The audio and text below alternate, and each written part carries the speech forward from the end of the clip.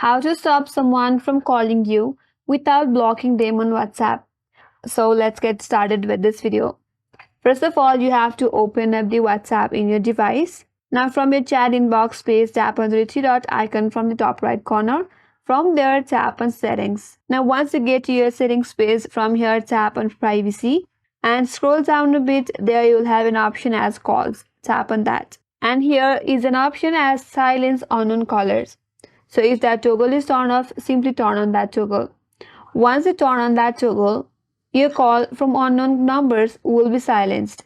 They will still be shown in the calls tab and in your notifications. So once you turn this toggle on, any call from unknown number will not be notified but will be still visible in your chats.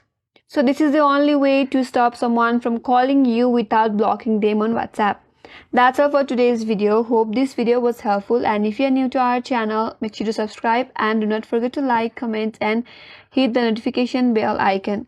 Thanks for watching, and I will see you in the next video.